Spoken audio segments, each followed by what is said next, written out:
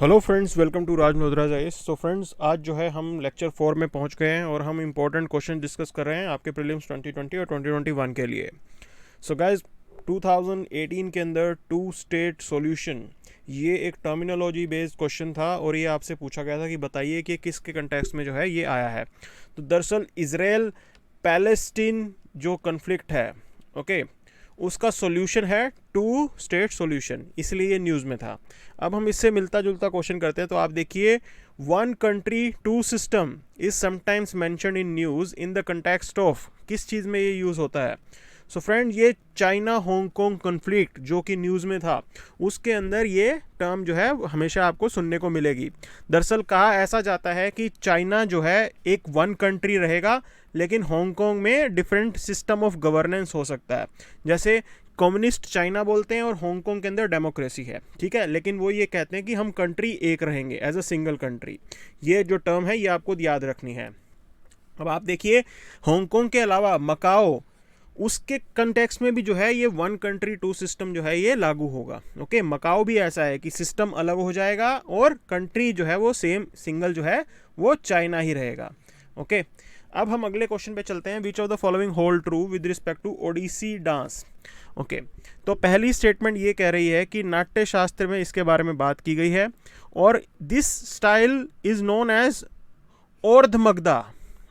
मतलब ये कहा जाता है कि ओडिसी का जो प्रिकर्सर था उसे ओध्र मगधा कहते थे। Okay, so friends, this statement is correct. Okay, Odra Magadha, ये आपको याद रखना है। मगध, दरअसल जब हम मगध रीजन की बात करते हैं तो हम उसी एरिया की ही बात कर रहे होते हैं। ओके, फिर सेकंड स्टेटमेंट कह रही है कि ओडिसी के अंदर रास जो होते हैं, इमोशंस, उनका एक अलग इंपॉर्टेंस होता है। So friends, second statement is also correct. Okay, so A is the right answer. अब ये दोनों की दोनों जो स्टेटमेंट है, जो इन्फॉर्मेशन आपको मिली है, वो याद रखना कि ओद्र मगधा जो है वो ओडिसी का एक तरीके से प्रिकर्सर था। ओके, और नाट्यशास्त्र में ओडिसी के बारे में बताया गया है और यहाँ पे ये भी कहा गया है कि facial expression, hand gestures, body movements, इनका जो है काफ़ी इंपॉर्टेंस होता है ओडिसी के अंदर। ओके, अब हम आगे चलते हैं। तो देखिए, प्रीलिम्स 2015 का एक क्वेश्चन है जिसमें गोल्डीलॉक जोन की बात की गई है। अब हम एक क्वेश्चन बनाते हैं। Recently term heliosheath was in news, it refers to what. Okay, heliosheath क्या है? सो फ्रेंड्स, इसका सही आंसर है a zone in the heliosphere on the outer border of solar system where solar winds is dramatically slower than within the termination shock.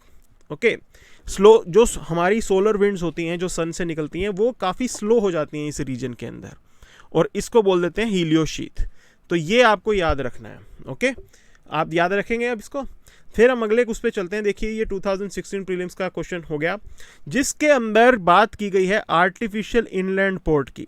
तो सवाल ये था कि आर्टिफिशियल इनलैंड पोर्ट जो है कहाँ बनाया गया था। तो ये राजस्थान में बनाया गया था। अब हम इसको करते हैं।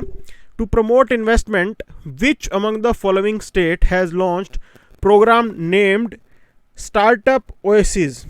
ओके, तो अब आपको बताना है कि स्टार्टअप ओएसिस जो है ये कहाँ पे और कौन से स्टेट ने जो है ये स्टार्ट किया है। तो फ्रेंड्स, अगर हम ओएसिस की बात करें, ओके, ओएसिस जो है ये जो है डेजर्ट एरिया से रिलेटेड टर्म होती है। ओएसिस की अगर हम बात करें तो ये डेजर्ट एरिया से रिलेटेड टर्म होती है। लेकिन आप देखिए, ये भी इसका आंसर जो है वो राजस्थान ही है। तो मैंने कन्फ्यूजन के लिए जो है गुजरात डाल दिया था क्योंकि डेजर्ट तो गुजरात में भी है, लेकिन इसका आंसर जो है राजस्थान है और ये राजस्थान गवर्नमेंट का इनिशिएटिव है स्टार्टअप को एक तरीके से आगे पहुंचाने के लिए। ओके, जो नए स्टार्टअप्स आ रहे हैं। फिर नेक्स्ट क्वेश्चन पे चलते हैं। In which one of the following states is Pobitora wild life sanctuary located. So friends, Pobitora wild life जो सेंचुरी है ये आपकी असम में लोकेटेड है। और ये क्यों न्यूज़ में आता है? तो देखिए, Kaziranga national park. Okay, Kaziranga national park का अगर आप ध्यान करेंगे, अभी वहाँ पे बाढ़ आई थी असम के अंदर, तो सारे के सारा जो पार्क है ये डूब गया था। तो हमेशा ये डर रहता है कि काजीरंगा नेशनल पार्क के अंदर जहाँ पे राइनोसरस की 2/3 पॉपुलेशन है, तो एकदम कहीं पूरी की पूरी पॉपुलेशन जो है वो वाइप आउट ना हो जाए। तो ये कुछ प्लानिंग चलती रहती है कि उसे कहीं और शिफ्ट किया जाएगा। तो उसमें से एक प्रोबेबल साइट है आपकी पोबीतोरा वाइल्ड लाइफ सेंचुरी, और दूसरी है ओरांग नेशनल पार्क। ओके, वो भी वहीं पे ही पड़ता है। तो ये कुछ प्लान चलता है। अच्छा, अब हम नेक्स्ट पे चलते हैं। Recently Dudhwa national park was in news, which one of the following statement hold true? First statement says that it is located in the state of Uttarakhand. Second statement says that Krishanpur Sanctuary is part of Dudhwa Tiger Reserve. Okay, तो friends अगर हम थोड़ा ध्यान से दें और इसको थोड़ा डीपली पढ़ते हैं हम, तो ये दुधवा जो टाइगर रिजर्व है ये आपका यूपी में लोकेटेड है। Okay, so first statement is wrong. Then जो कृष्णपुर सेंचुरी है वो इसका पार्ट है। Okay, so C is the right answer. तो ये इसका पूरा आगे एक्सप्लेनेशन है और ये प्रोजेक्ट टाइगर का एक तरीके से पार्ट है। अच्छा, किशनपुर वाइल्ड लाइफ सेंचुरी के अलावा कटर्निया घाट वाइल्ड लाइफ सेंचुरी वो भी इस टाइगर रिजर्व का पार्ट है। ओके, तो ये आपको याद रखना है, कटर्निया घाट और कृष्णापुर दुधवा का पार्ट है। अच्छा, अब हम आगे चलते हैं। ओपनली क्वाड कंट्रीज जो है उनका हमेशा न्यूज़ में कुछ ना कुछ चलता रहता है। अब इसकी मेंबरशिप पे एक सवाल आ सकता है कि इंडिया, ऑस्ट्रेलिया, जापान, ब्राज़ील, क्या ये इसके मेंबर हैं? तो ब्राज़ील इसका मेंबर नहीं है क्योंकि यूएस इसका मेंबर है। 4 मेंबर का ये ग्रुप बना हुआ है। ओके, अच्छा, these countries put joint front as Quad for expansion of United Nation Security Council reforms. Okay, मतलब यूनाइटेड नेशन सिक्योरिटी काउंसिल के परमानेंट जो मेंबर्स होते हैं उसके एक्सपेंशन की बात करता है। ऐसा कुछ भी नहीं करता ये, ठीक है, कुछ भी नहीं करता ये। फिर थर्ड आप स्टेटमेंट देखिए, recently India hosted it's first counter terrorism exercise. So this is correct, और तभी से ये थोड़ा न्यूज़ में आ गया था। और अभी चाइना को लेके बात चलती है, तो चाइना को काउंटर करने के लिए क्वाड जो है हर बार न्यूज़ में आता है, तो तब भी आपको ध्यान रखना है इसके बारे में।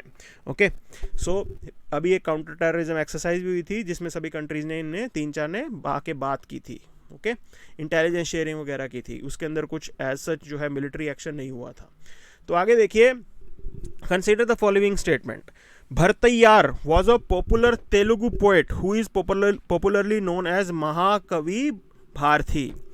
तो भारतैयार की बात हो रही है। अब पहली बात तो आपको मालूम होना चाहिए कि ये तेलुगु पोएट हैं भी या नहीं, ठीक है ना, क्योंकि ये जो हैं आपके तमिल पोएट हैं।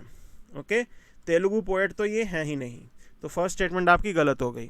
अच्छा, उन्होंने काफ़ी इंपॉर्टेंट रोल प्ले किया था इंडिया की फ्रीडम स्ट्रगल के अंदर, क्योंकि ये इनकी जो क्रिएशंस थी वो काफ़ी जो हमारे क्रांतिकारी थे उनके जो है अंदर जोश पैदा कर देती थी। ओके, सो ये सेकंड इनका सही स्टेटमेंट है। सो इसका सही आंसर हो गया सी।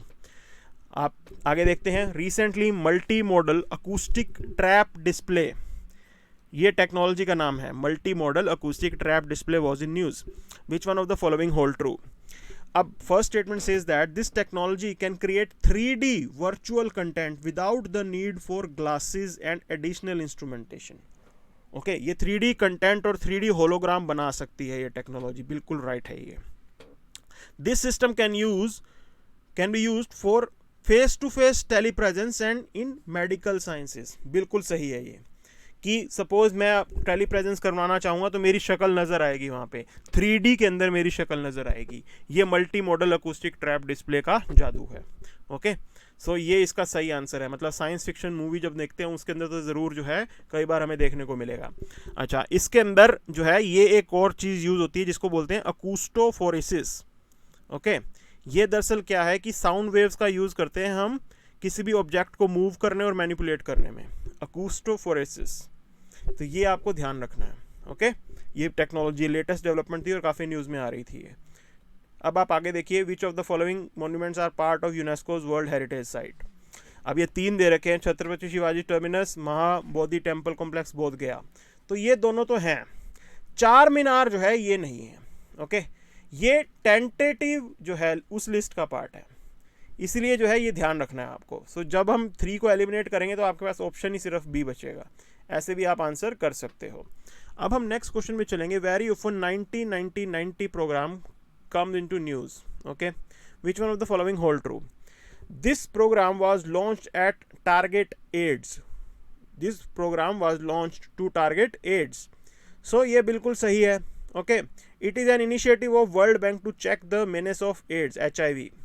तो ये गलत है क्योंकि ये UN एड उसका ये इनिशिएटिव है। ओके, सो इसका सही आंसर जो है ओनली 1 इसका सही आंसर है।